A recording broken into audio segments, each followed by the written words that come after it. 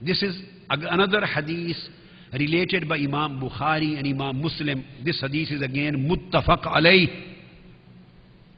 Aisha Siddiqa radiyallahu ta'ala anha states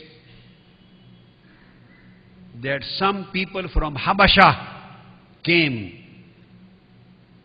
He says some people, and there were companions who came from Habasha, and he used to come every year to celebrate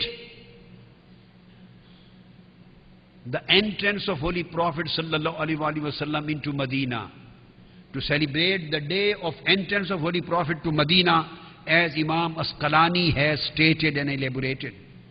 They used to celebrate the day of entrance. So celebration of a specific day is also sunnah of Holy Prophet sallallahu alaihi wasallam. And in this celebration, they used to come and they used to play and they used to dance in their traditional manner, and they used to play with their staves, dancing and playing with the stave in their traditional manner in the mosque of Nabawi, in front of the door of Holy Prophet sallallahu alaihi wasallam. And al-Mu'mineen Aisha Siddiqa radiyallahu ta'ala anha says that Holy Prophet asked me, when the Habashi people were dancing in their traditional way and they were playing with staves, he asked me, Aisha, do you want to see them? I asked, Ya Rasulullah, yes, I want to see them. So he stood in front of me and he asked me, stand behind me, and he opened the door a little bit with curtain and asked, keep on watching them. So Aisha Siddiqa radiyallahu ta'ala anha said, so I watched them with permission of Holy Prophet sallallahu alaihi wasallam. Then Imam Humaydi, the Shaykh of Imam Bukhari, and Imam Ahmad, the Shaykh of Imam Bukhari and Muslim, they report in their books Musnad al-Humaydi and Musnad Ahmad bin Hanbal, and Imam Asqalani relates in Fathul Bari that while they were dancing and playing with staves, Sayyidina Umar radiyallahu ta'ala anhu arrived there. He came, and Sayyidina Umar radiyallahu ta'ala anhu snubbed them, and he wanted them to stop it. What are you doing in the mosque? This was the act of Sayyidina Umar, and that was the act of Prophet Muhammad sallallahu alaihi wasallam. So Aisha Siddiqa radiyallahu ta'ala anha said, so I watched them with permission of Holy Prophet sallallahu alaihi wasallam. Then Imam Humaydi, the Shaykh of Imam Bukhari, and Imam Ahmad, the Shaykh of Imam Bukhari and Muslim, they report in their books Musnad al-Humaydi and Musnad Ahmad bin Hanbal, and Imam Asqalani relates in Fathul Bari that while they were dancing and playing with staves, Sayyidina Umar radiyallahu ta'ala anhu arrived there. He came, and Sayyidina Umar radiyallahu ta'ala anhu snubbed them, and he wanted them to stop it. What are you doing in the mosque? This was the act of Sayyidina Umar, and that was the act of Prophet Muhammad sallallahu alaihi wasallam. So he snubbed them. When he snubbed them, then Holy Prophet sallallahu alaihi wasallam said, "Oh Umar, leave them. Let them do whatever they are doing. لِتَعْلَمَ يَهُودُ أَنَّ فِي دِينِنَا حُسَاتٌ وَإِنِّي بُعِثْتُ بِحَنِيفِيَّةٍ سَمَا."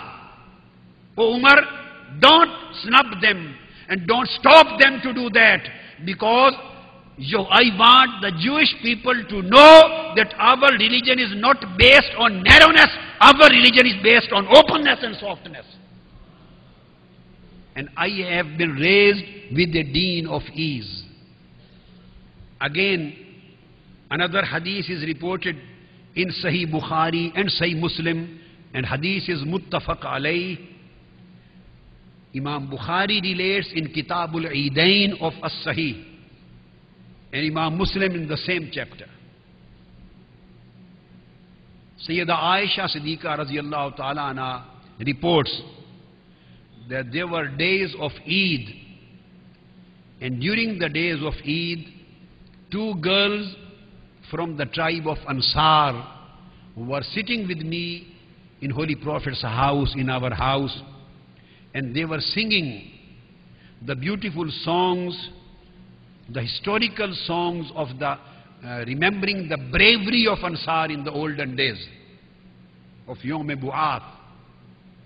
The songs which were written in remembrance of the bravery of Ansars. Historical songs. They were singing the historical songs and they were beating the drum. They were beating the tambourine. Beating the tambourine and drums, and they were singing historical songs. And Holy Prophet sallallahu alaihi wasallam was lying down on his bed. He was present in his house. When Sayyidina Abu Bakr radiyallahu ta'ala anhu all of a sudden entered the house, she says, An Aisha radiyallahu ta'ala anha, Dakhala alayya Abu Bakr wa indi jariyatan min jawaril ansar tughanniyan wa fi riwayatin wa tadriban bid-duf wa tughanniyan bima taqawalat bihi al-ansar yawm bu'ath wa qalat wa laysata bimughanniyatain. They were not professional singers, but they were singing and beating the drum. Sayyidina Abu Bakr radiyallahu ta'ala anhu entered the house, and he didn't see that Holy Prophet sallallahu alaihi wasallam was also lying down. He saw us, and he saw the two girls of Ansar singing, and he said, فَقَالَ أَبُو بَكْرٍ أَمِزْمُورِ الشَّيْطَانِ فِي بَيْتِ رَسُولِ اللَّهِ. This mizmar of shaitan, this is being done in the house of Holy Prophet sallallahu alaihi wasallam. You are beating this drum in Holy Prophet's house. He became angry. He got angry. When he said this with anger, Holy Prophet sallallahu alaihi wasallam turned his face towards Sayyidina Abu Bakr and said, Ya Abu Bakr, inna likulli qawmin eidan wa hadha eiduna. Leave them. Don't stop them.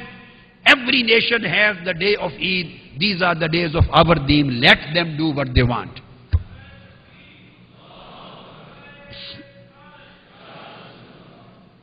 So here is the foundation of a sunnah, that Eid means happiness. When the day of happiness and pleasure comes, then you sing the songs of Holy Prophet, and you drum and you beat the drum and tambourine. So which is the best day of pleasure and happiness than the day of the birth of Holy Prophet, the day of Mawlid of Rasulullah. So when we remember the Mawlid of Rasulullah, so we sing the songs in love of Holy Prophet, in reverence of Holy Prophet, in remembrance of Medina of Holy Prophet, and we beat the drum and tambourine because this is the sunnah of Sayyida Aisha and sunnah of Sayyidina Muhammad Mustafa, which has been mentioned by Bukhari and Muslim sallallahu alaihi wasallam.